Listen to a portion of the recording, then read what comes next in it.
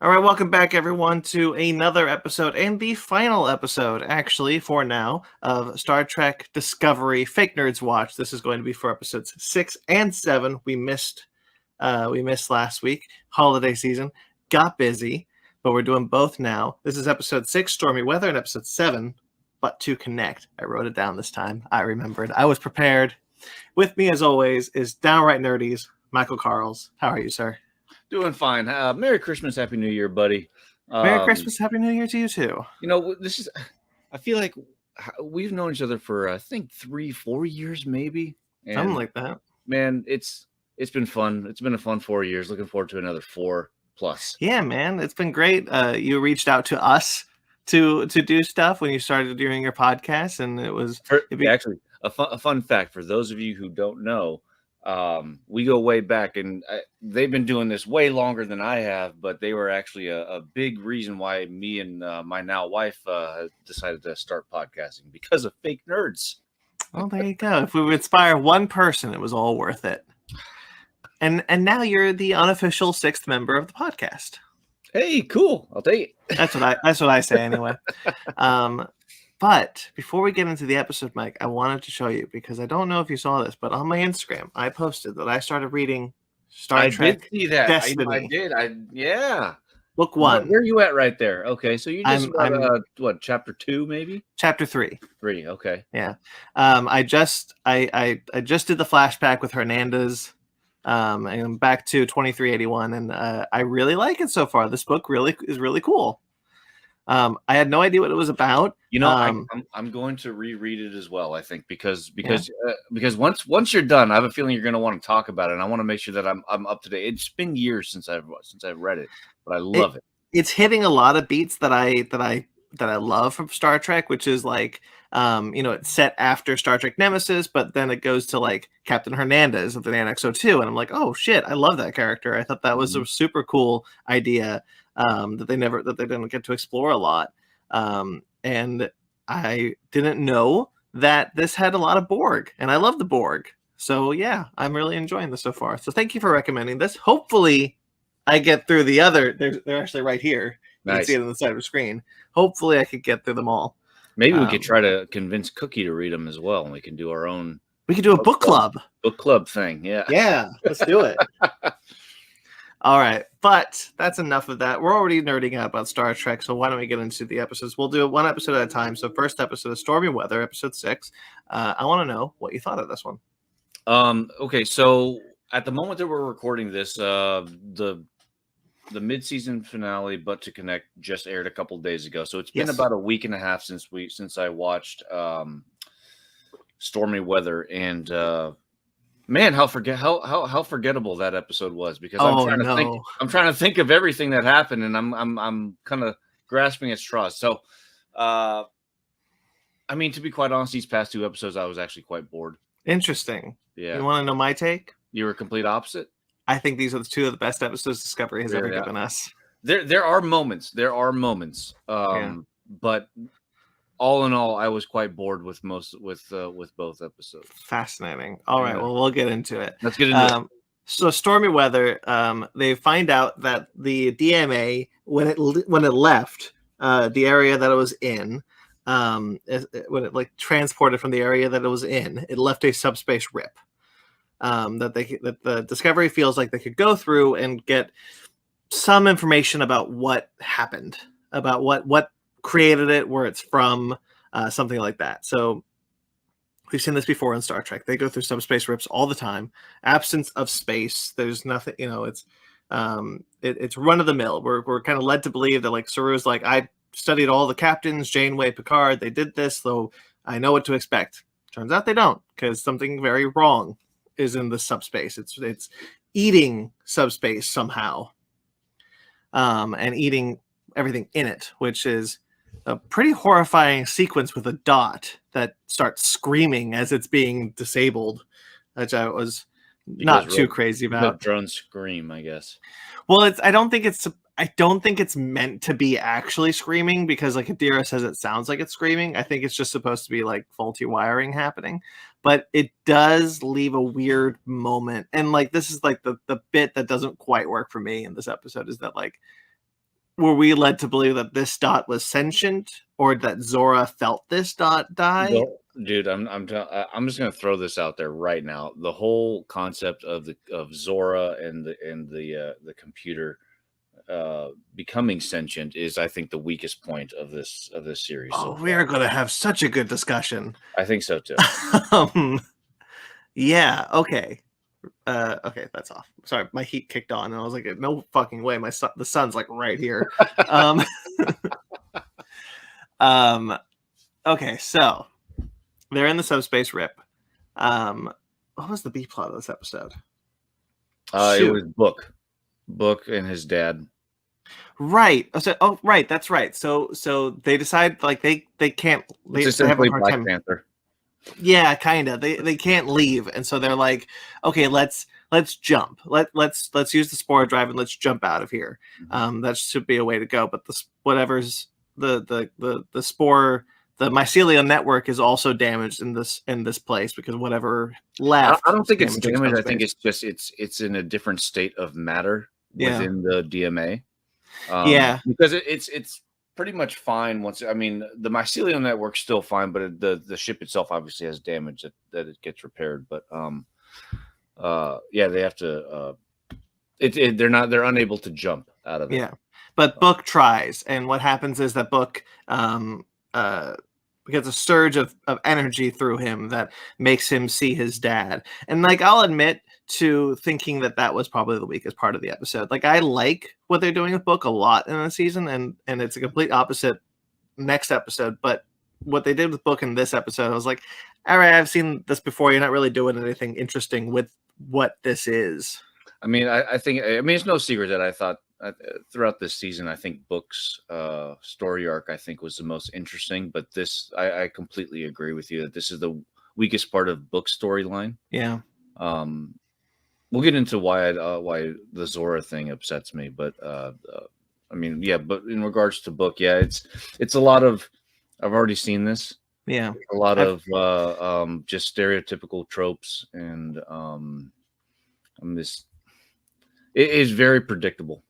Yeah, because like at the end of the episode, he's going to be like, whatever, Dad, you're not real, or I forgive you, or whatever, and the dad's going to go away. And it's like, okay, so this isn't really giving me anything new for this guy's character. He's not progressing this character in any way. It's just sort of something it's just sort of something we feel like we need to deal with for Book. And I don't agree. I don't think you needed to have this. I think honestly, the plot of trying to get out of the subspace rip is enough for Discovery, and this is kind of one of those instances where a subplot is unnecessary, I think. Ironically, I think that this is the reason. I think that this is actually a more of a reason why I don't like the Zora character now. Is because Book's dad is to Book as Zora is to Stamets? Burnham? No. Gray. Yes, Gray. Thank you.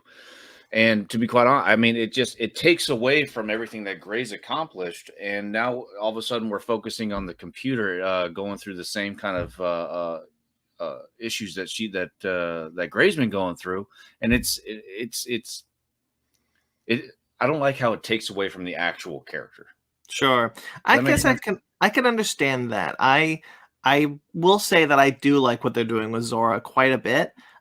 Maybe not in this episode as much as the next one, but I will agree that it does accidentally sideline Gray, where I wish that they didn't, and especially kind of where Gray goes at the end of the next episode. Yeah, exactly. I think we'll talk about it. I mean, it'd be very easy for me to just dive right into I want to do next episode. Let's keep me. I think that Gray's plot line is not as well handled as you and I were hoping to see when he came back. Yes. And I'll admit in general, to that. Just all over. Yeah. But I do like what they did with Zora. Honestly, like I do think that the scene with where Gray is trying to calm Zora down and get Zora focused in the moment. Whatever.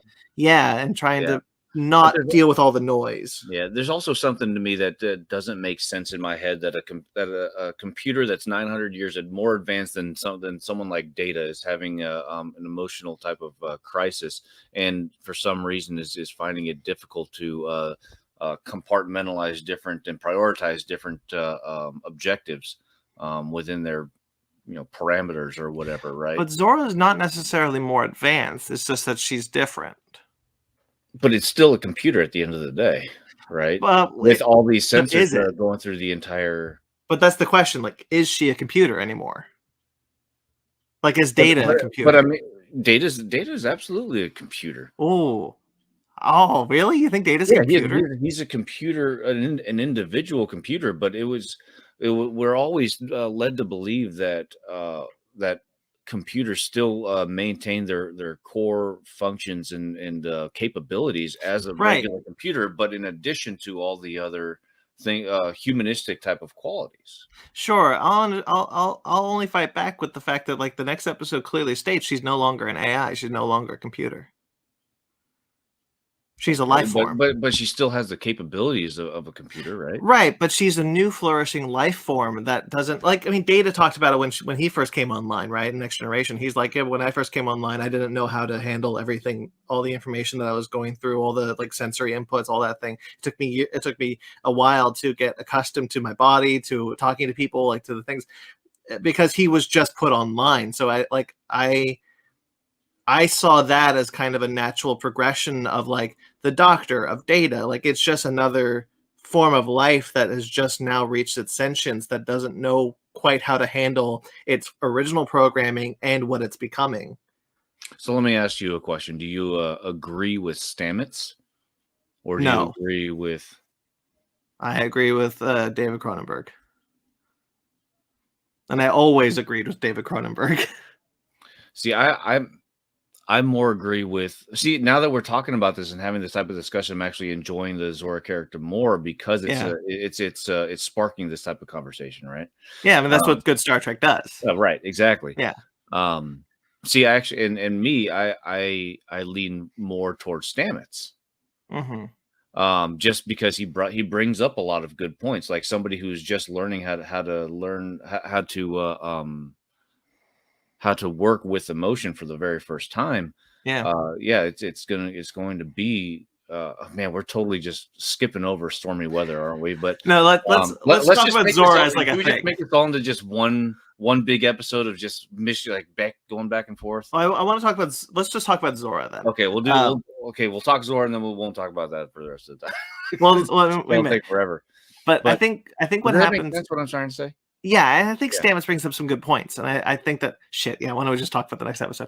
I do want to go back to Stormy Weather though, but let's talk about the B plot for Butt to Connect though, which is Stamets. I think Stamets has some really good points. If Zora just sneezes, quote unquote sneezes, blows everyone out of an airlock on accident, like Zora can't control all the things that she does. But I always felt like David Cronenberg knew that like what he was doing. By the way, he was great in that episode. Oh no, 100% agree. So let me backtrack.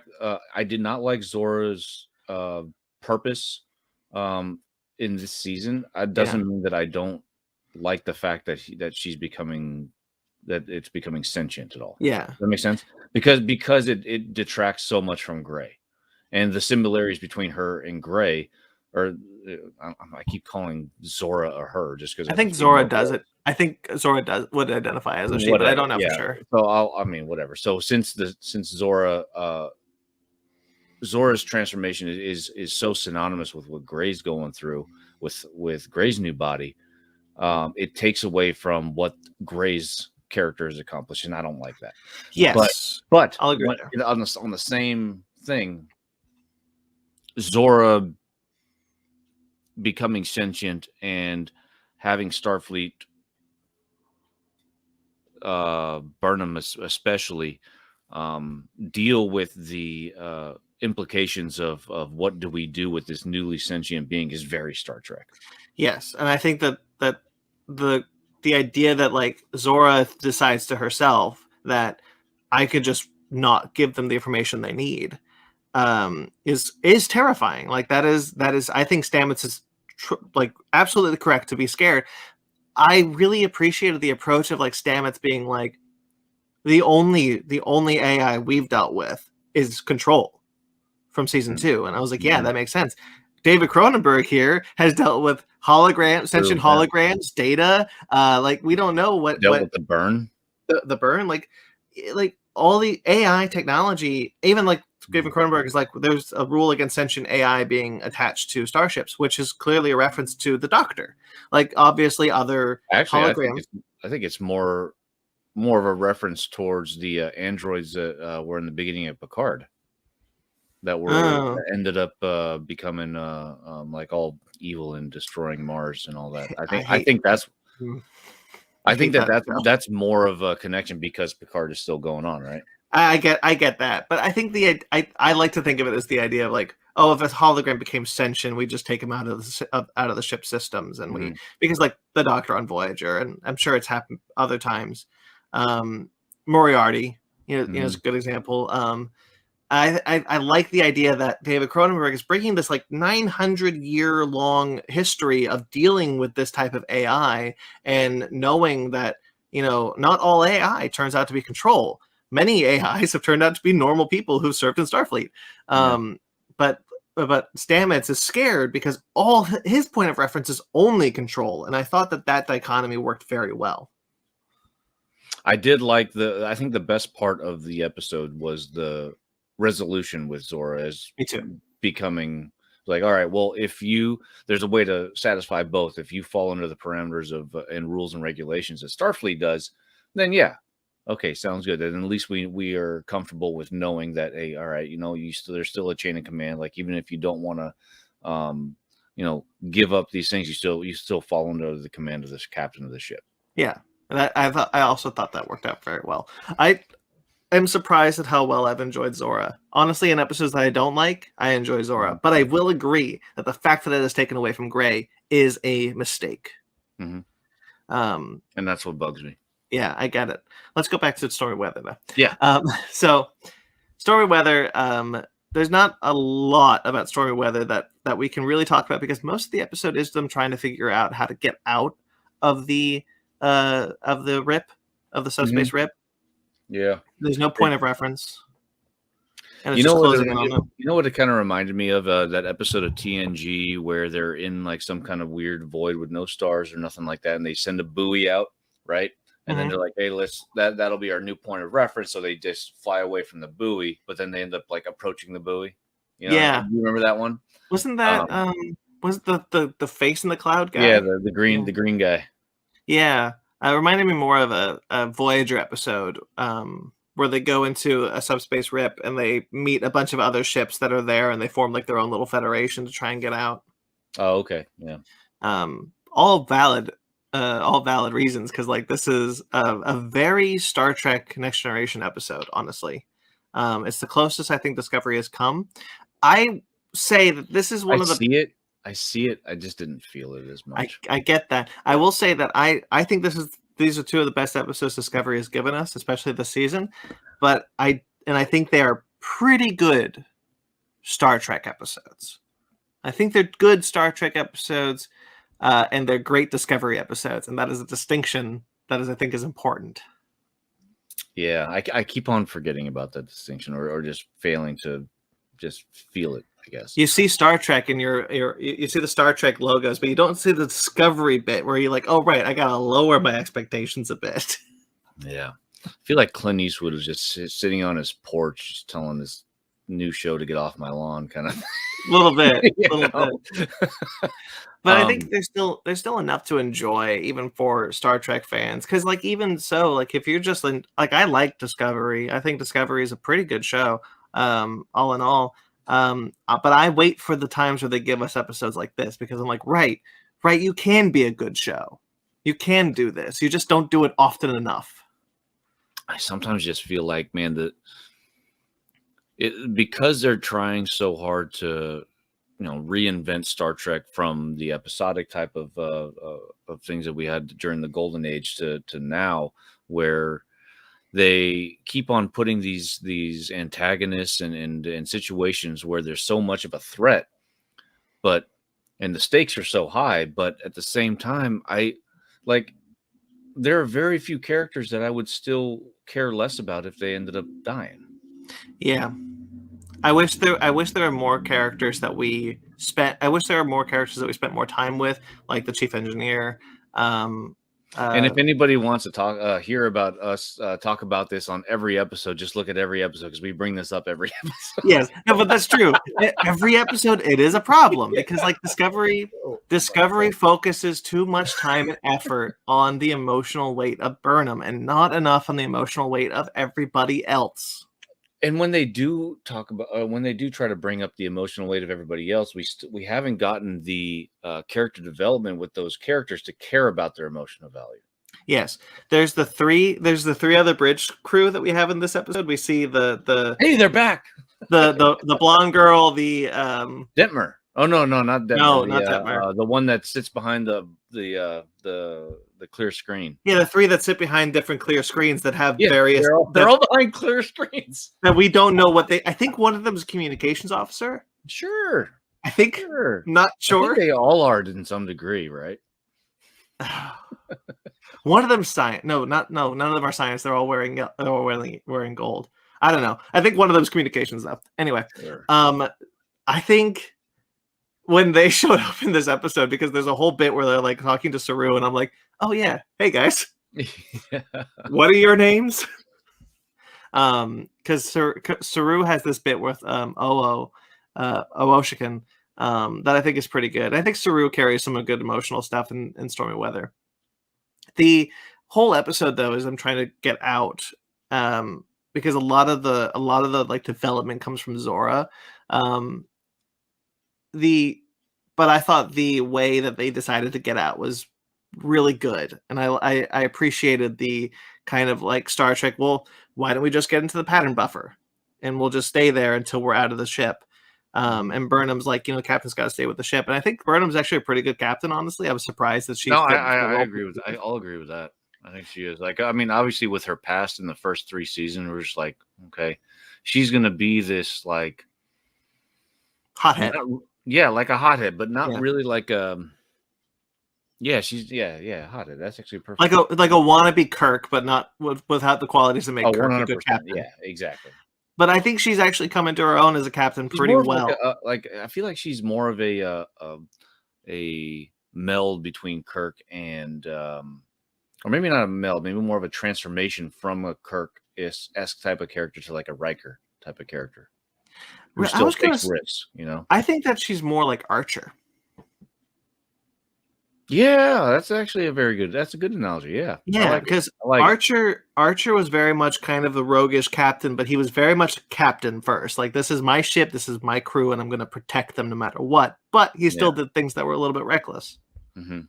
I think she kind of falls into that role. No, I think in all fairness, though, I think all of our captains have done reckless stuff.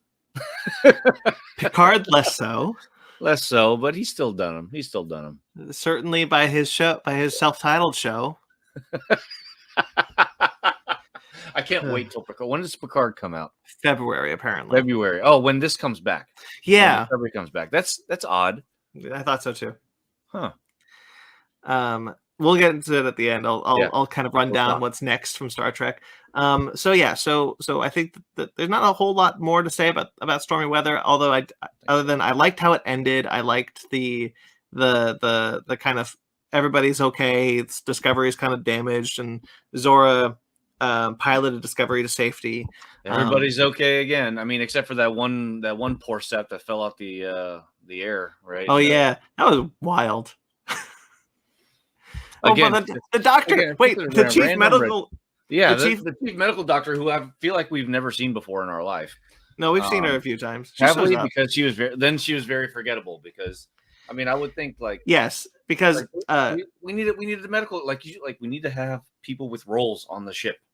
Culber fills the role of chief medical officer a lot of the time, but he's not, and that always surprises me when his quote unquote boss shows up in an episode, because she has shown up in maybe a handful, 5 or 6 episodes throughout the entire series, because she's the chief medical officer of the Discovery. He's essentially Keiko. O'Brien's wife. No, she's he's Okinawa. Oh, okay, Keiko. no, Keiko? Beverly's assistant. Wasn't it Keiko? No, it was not Keiko. Keiko was a botanist. But didn't she become a medical officer somewhere? No, I mean maybe, but like for a brief moment when they needed it. Maybe. I don't know. Okay, look this up. Look up who Beverly's assistant was, because like I want to remember her name because I like that character. She's in a couple of episodes of Next Gen. Because she's the one that gets pregnant in one episode. She loses a baby in in the finale. Ogawa. Ogawa? Alyssa Ogawa. Yeah. Yeah. Okay. Her. That's who Culber is. That's who Culber is. That's a good point. Only, it's getting way more screen time than the chief medical officer. Right. It should be the other way around. I feel like Culber, but like Culber is getting to be the role of counselor, and I think that's good for him. He's still got some of the best stuff in the season, I think. I do like that. Yeah, I was gonna say. I mean, I love that he's the counselor, but obviously he's been through so much. He needs somebody as well. Yeah. Yes, that was a good bit. Having David Cronenberg again. David Cronenberg rules. This season. I want to talk about the reveal at the end of Stormy Weather, which was that the energy surge that they found within book is a residual energy from the barrier at the edge of the galaxy. Yep, galactic barrier. And that was a callback I didn't think I'd hear in Discovery, especially. And it got me thinking. And it, obviously, like, whoever created the DMA is from outside of our galaxy and has traversed the galactic barrier somehow. And I thought, well, there's only one species we've ever seen do that.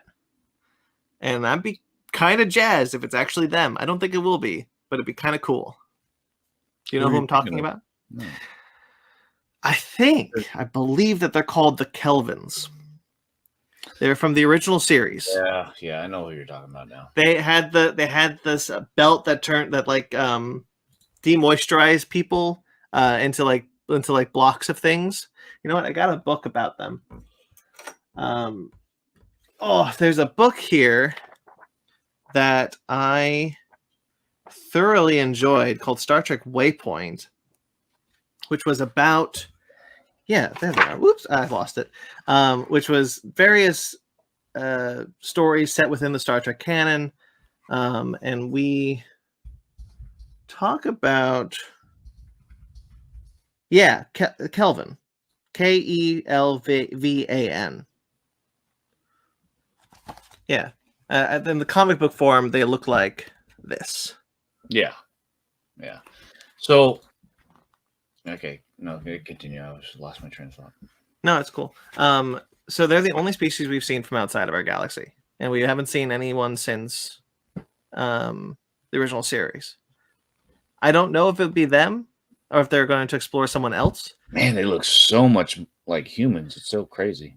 I know. It's almost like they didn't have a budget.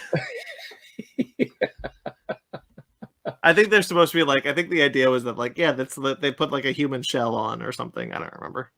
I'm sure there was some old 1960s sci-fi mumbo jumbo that they said. I don't remember the episode that well. But I always kind of thought that it would be really interesting to go back and talk and explore outside of our galaxy in Star Trek. You're right, body shells. Yeah, they're using their body shells. Right, body shells, quote unquote. Just, I'm sure they look so disgusting inside. And a field projection. Oh, right. Ooh, so exciting. Well, at any rate, it's kind of cool that we're going back to outside the galaxy, and I wonder if we're going to explore the Kelvins or if we're going to explore someone else. Yeah, we'll see. Who knows? Yeah, I don't know. All right. All in all, I think I'm more excited about that episode than you are. So let's go into the next episode, episode 7, But to Connect. Something I'm failing to do with this show. We talked a lot about at length about the B plot. So why don't we talk about the A plot, which is the Federation has asked species from all 4 quadrants to either remotely or be there in person to discuss what to do.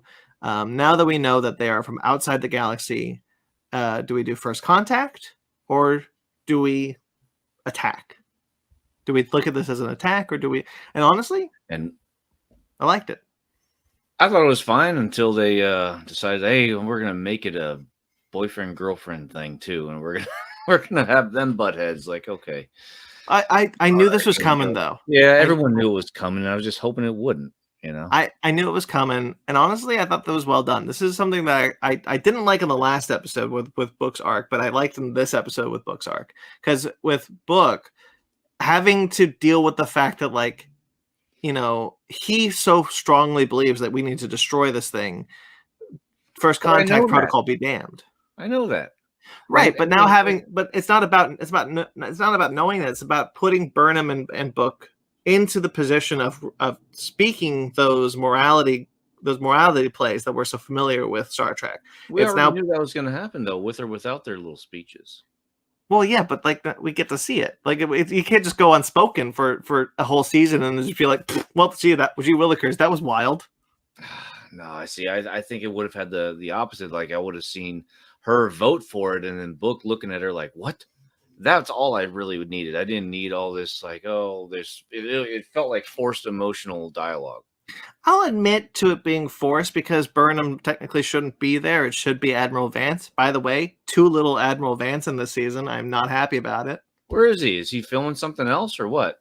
I don't know. I think they got the president and they're like, yeah, whatever. Are they filming The Mummy 4? Don't tease me. Don't tease me. Emotep's back. Yeah, I will admit to that being a forced thing because Burnham always has to be in the middle of the conflict. But I do think the dialogue that they gave her was solid, and I think I look back to like the first season where she gives the "This is Starfleet" speech, and I don't know if anybody remembers the speech, but it scarred me because it was so bad, and I didn't know. I think I'm just burned out with so many speeches throughout this. I mean, just in one season alone. That's where it is. That's where I'm at with this. Like, there's so many speeches, so many. I need to convince you of this. Yeah. You know? And I mean, I was just having fun trying to pick out all the different types of people of different species that were in that room. I was more having fun with that. I would have loved to just see like a drone going in circles all the way down, so I could see who's there and be like, hey, there's a Ferengi. It looks terrible. Hey, there's a whatever. There's a Gorn. You know what? I thought the Ferengi looks better than the Cardassian.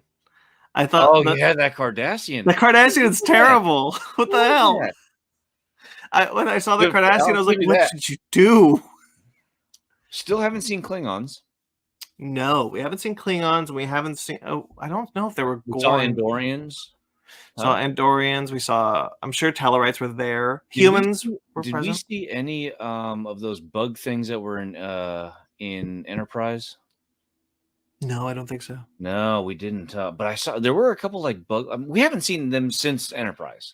What were they called again? I don't remember. It's been a long time since I've seen Enterprise.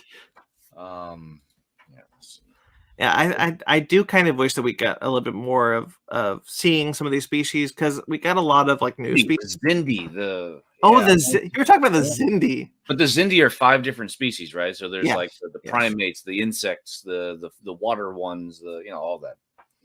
But yeah, I want to see Zindi. We know that there are Zindi in the Federation because they were serving on the Enterprise J. Yeah. Yeah, that's a good point. Oh, I'd like to see the Zindi again. I wonder if they're going to build a new Enterprise. You think they're going to build a new Enterprise? Okay, I'm going to pitch you at the ending of the season. Discovery is going to turn into Enterprise? Discovery is destroyed. And the crew need a new ship. She becomes the new captain of the Enterprise. And they make the Enterprise G. Like S or whatever. Wait. J. H-I-J. K. It's the Enterprise K. What if I'm right? Would you be so upset if I was right? No, you're already upset.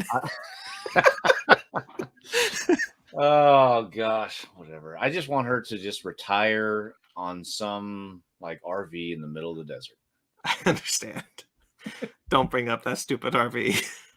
All right. Anyway, All right. Anyways, look. I think that I thought that the idea of like bringing all these species together because it is a galactic problem, and I liked revisiting Earth. The idea that like it's now united Earth and Titan. We're got baby steps. We are looking into going back to the galaxy as a species again, but we are taking it slow.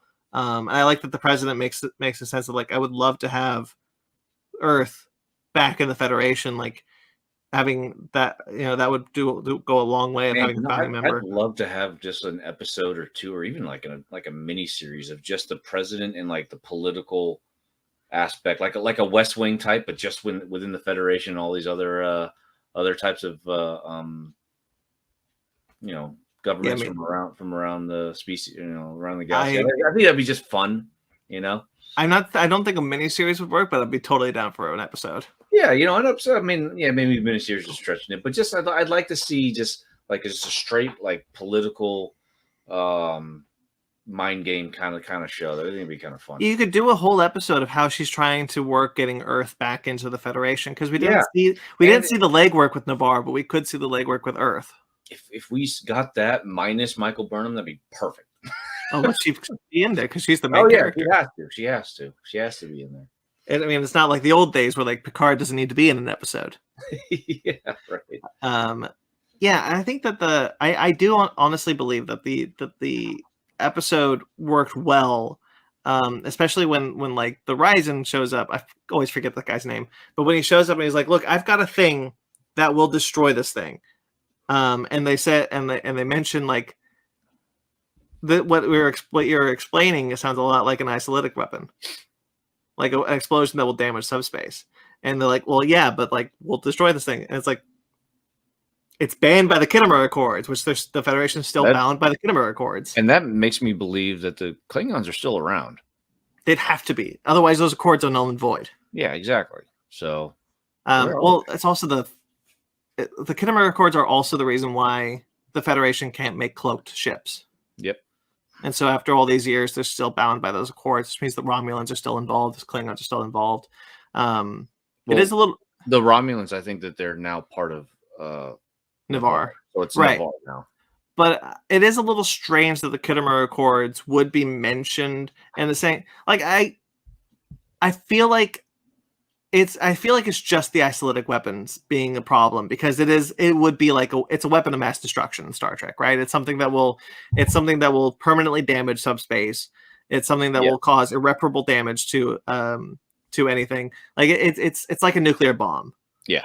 It's like Star Trek's version of a nuclear bomb. And I think that if the Khitomer Accords are still valid in the 32nd century, then then I question like where other parts of that Accords are from. But if it's just like, no, that's a freaking nuclear bomb we cannot launch into space. I think that's more of a I don't know what I'm trying to get at, but it is strange that they would bring up the Khitomer Accords, even though kind of cool. Easter egg. I think, for to be honest with you, I think we're giving them too much credit. Like, I don't think that they meant to like make us think about bring up a whole thing. I think they just dropped that just as a Easter egg. As a, like, hey, not even an Easter egg. Like, hey, member berries. Remember the Khitomer Accord? Or we know that people will be like, oh right, the Khitomer Accords. Wait, aren't the Khitomer Accords from the 23rd century? Yeah. It's a little weird. Something to think about. Where are the Klingons? Yeah, exactly. So, I mean, we already talked about the whole Zora thing. It's really only those two things that really happen, and then Book and the dude, they there's a couple of the weapon. And there's a couple of revelations. There's a couple of revelations. One is that he wants to leave this universe. He wants to go to a different universe. And Book mentions the mirror universe, and he says like, no, there's a infinite parallel universes around, and he's trying to meet some other dude who's trying to get there too, which is leading me to believe that actually the dude, the species that's actually in control of this, is probably this other guy. I hope not. I hope they're unconnected. I think it is. I don't mind going through like exploring a different universe, a different multiverse. It would be kind of fun to explores I wouldn't be something not the mirror universe. I wouldn't be surprised if whatever universe because he mentions a universe where there's no wars, there's no burn, there's no Mm-hmm. nothing, and I'm assuming Quajon's around there. I could see Book leaving and going into this universe at the end of the season. Yeah, I could see that too. I wonder. I could I also wonder if. Go ahead. sorry, I could also see the return of Giorgio too. I hope not. I don't want them to Tom Kavanaugh that. And I wouldn't be surprised. I would be interested to see if it's a setup for the next season, and like Burnham and Discovery are stuck in another parallel universe, something that's not something that's not the mirror universe. Honestly, I'd even be okay with it if it's like a tie into the Kelvin universe. You know, if it's a universe that we've seen before, that's not the mirror universe. I'd be interested in something like that. And I think that's, you know, multiverses are in right now. I can see them going that route, and I can see it even being done well. I don't know if I'm quite ready to give up exploring the 32nd century, though. Do you remember the episode of Family Guy where Stewie and Brian go into the multiverse, but they get stuck, and then they go to all like they spend time in all these different multiverses trying to get out? I mean, at the end of the day, Stewie just put he had his little dial onto a random and he couldn't get back, so he ended up like, oh, it was on shuffle or something like that. Just like an iPad would work, but it would be kind of fun to see them like over the course of like just trying to get from one universe to the other, kind of like similar to Voyager trying to come back all the way to the Alpha Quadrant, from whatever, just trying to make their way back, finding different clues here and there or whatever. But it's kind of like when Worf was traveling those different dimensions. Yeah, exactly. Yeah, I mean, I'd love to see a universe where the Borg is like everywhere. They completely took over the entire universe. Yeah, I'm into that. The only thing I don't want is for us to give up on the idea that whoever sent the DMA is from outside the galaxy, because I like that idea and I want it explored, and I don't want it to be like, oh, it's a parallel universe. In the comics, the what's the tomorrow TOS gate thing? Oh, the Guardian of Forever. The Guardian, yeah. So was it a comic or was it a novel? I can't recall. We've met him last season. Yeah, we met him last season. Which is actually more leading me to believe of what's going on. So that entity created the Great Galactic Barrier to keep Q from leaving. Yes, I remember you brought that up before. Yeah. And I'm wondering if somehow I think we're going to see that character back, not Q, but the what did you call it again? Why do I keep forgetting? The Guardian of Forever. Guardian of Forever. Why do I keep forgetting that? City on the Edge of Tomorrow. Yeah. I remember the word tomorrow, but Guardian I can't think of for some reason. I wouldn't be surprised if we see Guardian again. Yeah, maybe. There's an episode of Star Trek Phase 2, or I think it was called Star Tak: New Voyages at the time, where they discovered like, oh, the Guardian actually has a bigger starship size version that we could just go through. And I was like, fan fiction. Yeah, so that's another reveal. The other reveal is that Gray is going to leave Discovery. I think that's the biggest mistake ever. I think she's one of the most interesting characters. Yes. I'm sorry. I agree, and I'm sad to see him go. Adira will be back in the next episode. So they just flip it, make Adira go.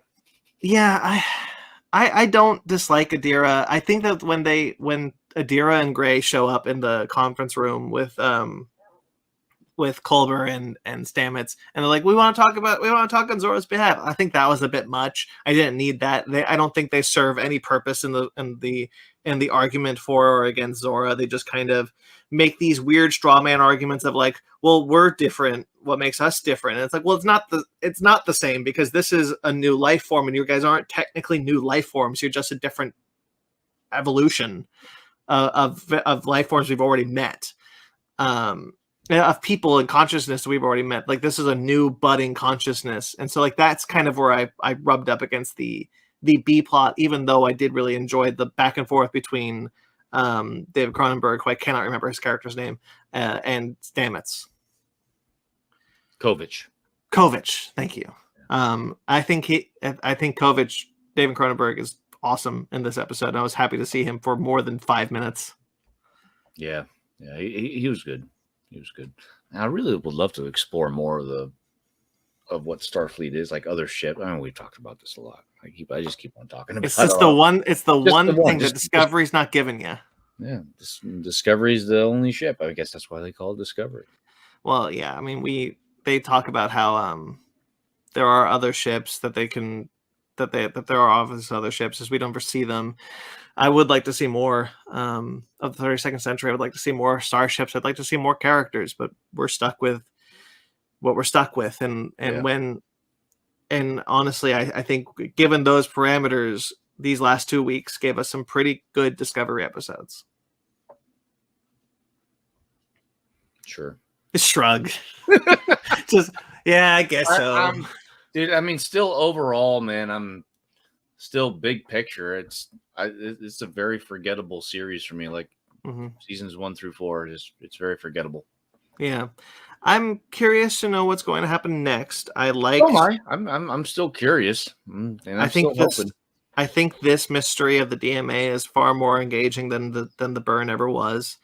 The writers seem to care more about this mystery. They're putting a lot more effort into building it. I'm still holding strong to I wish the DMA was not a thing, and I wish this entire series was just about them adapting to the 32nd century and trying to bring in new worlds to old worlds to the Federation. I agree, but sometimes you just got to critique the hand that's given to you and not wish for a better hand. Hey man, it's the hand you were dealt. Yeah.